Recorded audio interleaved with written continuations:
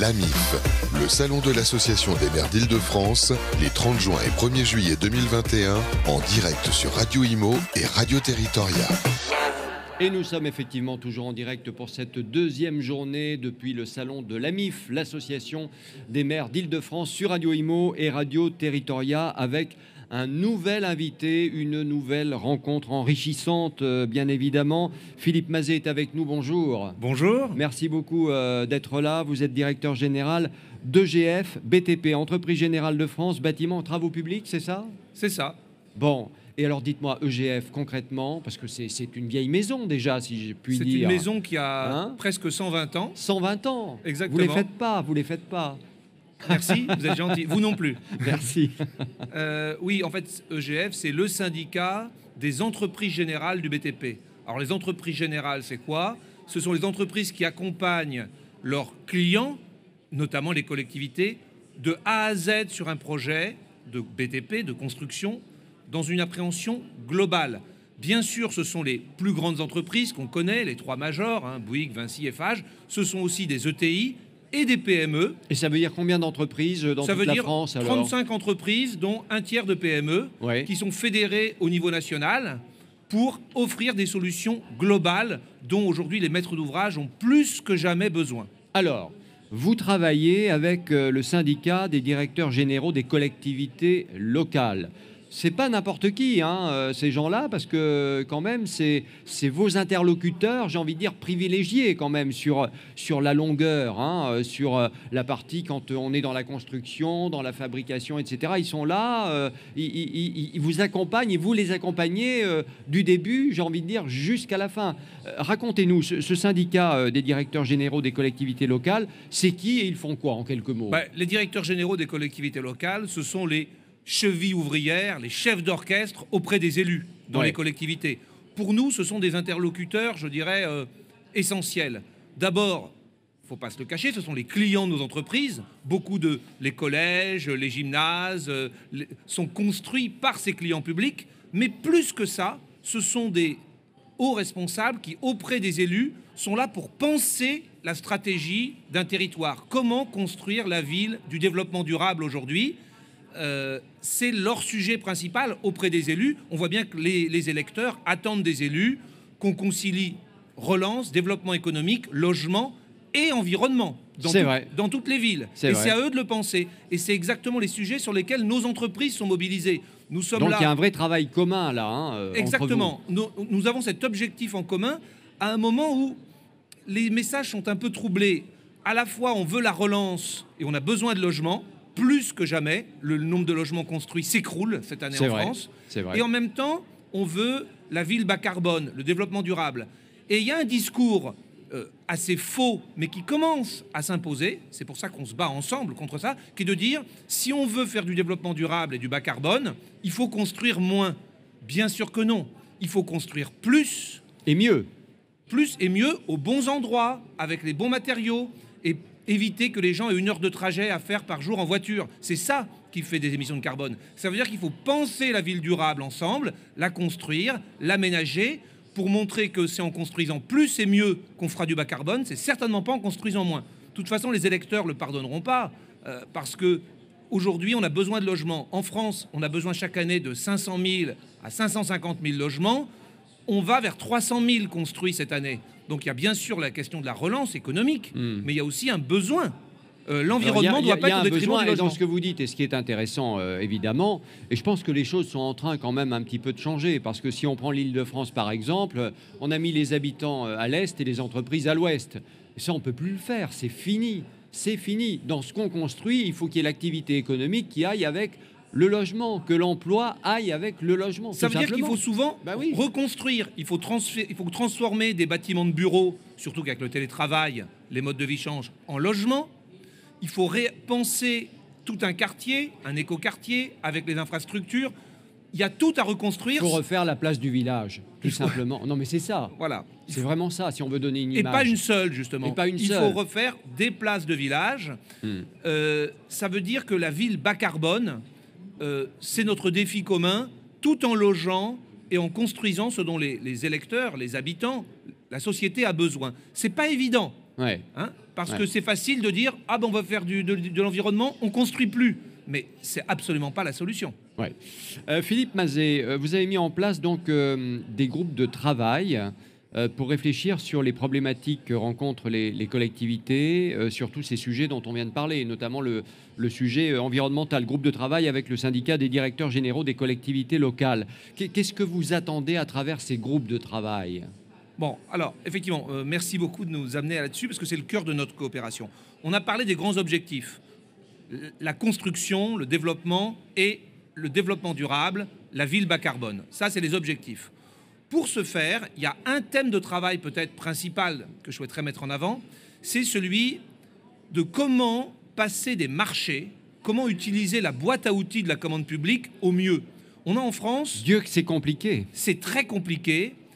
On a en France une boîte à outils qui est très compliquée, le marché public, ça fait un peu peur, mais qui est très élaborée. Il y a plein d'outils, notamment les marchés globaux de performance environnementale, la conception-réalisation, le marché de partenariat. Il y a plein d'outils. Nos entreprises, il ne faut pas se le cacher, ce sont les expertes, je dirais, de l'utilisation de ces marchés globaux qui permettent de garantir la performance, notamment environnementale. Et de l'autre côté, on a des DGS de collectivités qui sont confrontés à cette complexité. Comment utiliser cette boîte à outils pour atteindre leurs objectifs ? Et on travaille là-dessus pour que notre expertise, notre envie de partager les bonnes pratiques soit connue de ces DGS de collectivités. Et vous sentez que les DGS, les directeurs généraux, sont perdus un peu parfois avec tout ça ? Un DGS de collectivité, c'est quelqu'un, je parlais de chef d'orchestre, c'est aussi l'homme orchestre, ce sont des gens qui font tout. Ils s'occupent du personnel, de la collectivité, des finances, de l'accompagnement des élus, des écoles. Donc, les marchés publics de construction, ce n'est qu'un sujet parmi 50. Ouais. Mais sur ce sujet-là, et donc précisément, ouais. Or, ça demande de l'expertise. Donc, ils ont pensé qu'en venant vers les entreprises qui apportent ces solutions globales aux élus, ils pourraient bénéficier de cette expertise. Et nous, on a besoin aussi de connaître leurs préoccupations et parfois leurs difficultés, parce qu'il y a une difficulté à laquelle ils sont confrontés.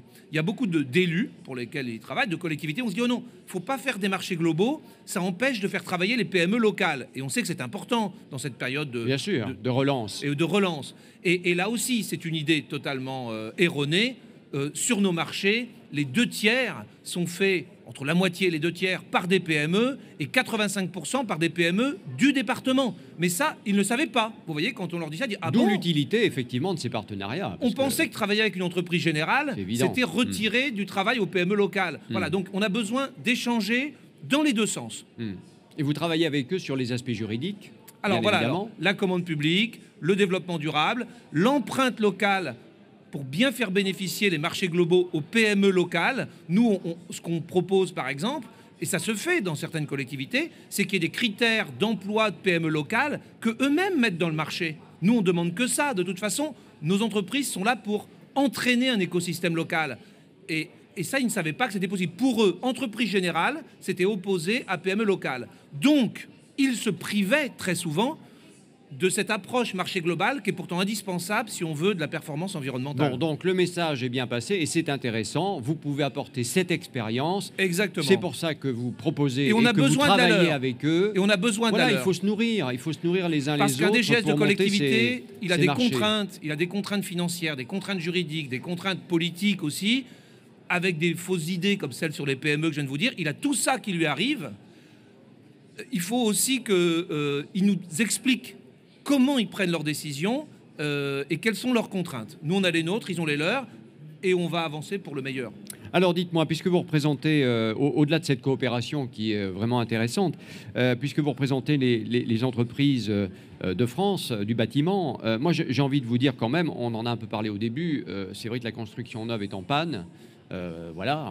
Ça fait déjà 1 an que ça dure de manière assez violente. En panne, vous êtes modéré. Oui, qu'elle s'écroule, vous avez dit voilà, tout à l'heure. Exactement. Et c'est vrai, je crois qu'on a construit 380 000... Là, on est parti pour lancer 300 000 logements, oui. Alors que tout le monde sait, gauche, droite, centre, qu'on a besoin au minimum de 500 000 logements en France chaque année. C'est un désastre. Alors, comment fait-on pour inverser, si je puis dire, la tendance ? Parce que si on regarde les choses simplement, on a par exemple des maires qui aujourd'hui ont moins d'argent dans les caisses qu'il y a quelques années.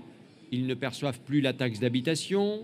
L'État a fait un effort en parallèle, mais ça ne correspond pas à ce qu'était cette taxe d'habitation en réalité, donc ils perdent de l'argent. Il y a d'autres subventions de l'État dont ils bénéficiaient, c'est terminé aussi. Enfin, c'est quand même très complexe pour les maires aujourd'hui. Donc, il y a ça. Difficile de construire, parce que si on construit, ça veut dire que derrière, il faut des écoles, des services publics, etc. Il faut de l'argent. Ils ne l'ont pas. Donc ça, c'est la première chose. Ensuite, il y a des circulaires. Tiens, la circulaire ZAN, par exemple. Il n'y a plus de terrain. Alors, il n'y a plus d'argent, il n'y a plus de terrain. Il n'y a plus d'argent, il n'y a plus de terrain. Et puis alors, si on a la petite plante verte qui est protégée et qui pousse à un endroit, alors là, c'est pareil, on ne peut plus construire, ou si le chantier est lancé, terminé, il doit s'arrêter jusque perpète. Bon, enfin, ça fait quand même beaucoup de choses. Si on met en plus, évidemment, la crise sanitaire que l'on a connue et bien évidemment les conséquences aujourd'hui économiques qui sont que les matières premières au niveau des prix deviennent intouchables et qu'il y en a de moins en moins sur le marché parce qu'il y a une forte demande mondiale. Je vois que vous êtes bien informé. Mais bien sûr, mais on se dit, mais comment on va sortir de tout ça? C'est l'étau, quoi. C'est la construction se retrouve dans un étau, un étouffoir, si je puis dire. Non, mais c'est vrai. On est, entre autres, sur Radio Territoria, et là, vous avez résumé l'étau dans lequel sont pris beaucoup d'élus territoriaux. Alors, précisément, ça donne tout son sens à notre partenariat. Je ne voudrais pas... Non, mais c'est intéressant. Mais c'est très important, parce que la contrainte financière, budgétaire, la contrainte environnementale, la contrainte foncière, tout ça, et la demande de logement et de services des populations. Tout ça, c'est les contraintes de nos élus et de nos DGS, qui sont nos partenaires. Les entreprises générales, leur métier, leur ADN, depuis plus de 120 ans, on l'a dit, c'est d'apporter une solution à tout ça.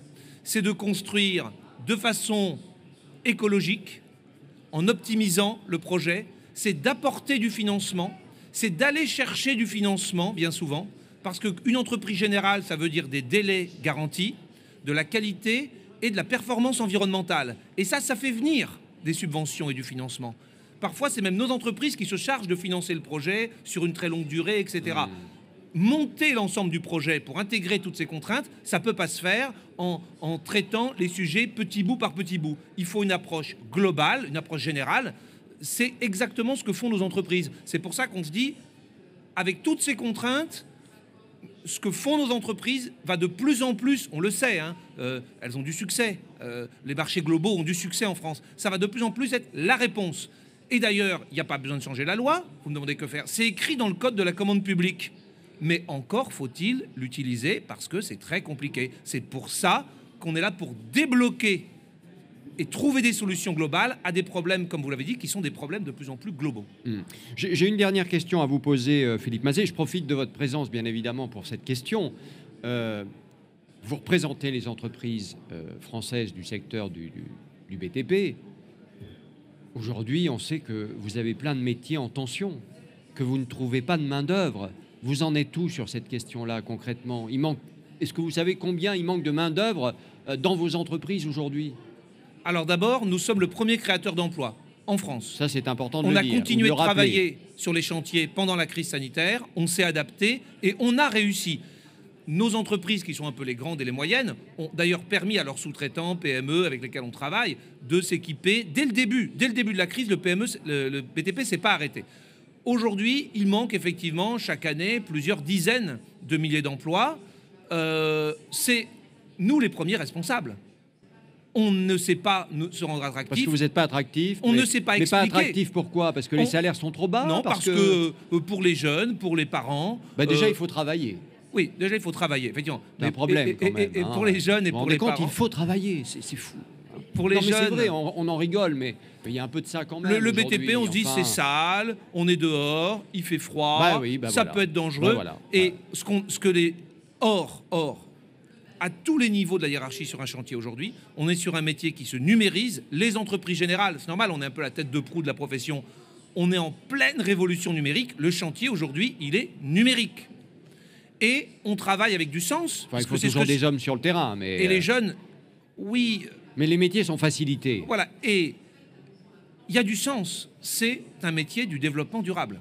Construction de la ville durable, du cadre de vie durable de demain. Et les jeunes, on le sait bien, ils sont en attente d'un métier qui ait du sens. Donc, on a tout pour plaire, à nous, et on est les premiers responsables, de continuer à essayer de le faire savoir. Et je vous remercie de Et m'en à donner... bien former les gens aussi, parce qu'il y a souvent des problèmes de formation. Et on le puis, une sait, fois qu'on est là, on a quand même des salaires qui sont intéressants, on est sûr d'avoir du travail, c'est une école de méritocratie, hein. On monte dans la hiérarchie quand on commence dans le BTP.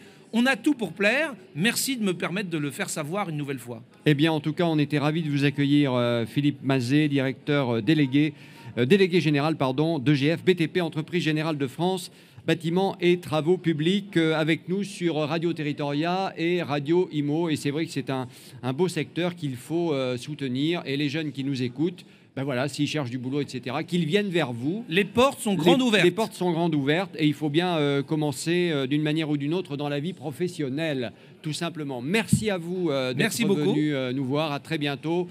Et on se retrouve dans quelques instants pour une nouvelle rencontre sur Radio Territoria et Radio Imo depuis la MIF, le salon des maires d'Île-de-France à Villepinte. À tout de suite. L'AMIF, le salon de l'Association des maires d'Île-de-France, les 30 juin et 1er juillet 2021, en direct sur Radio Imo et Radio Territoria.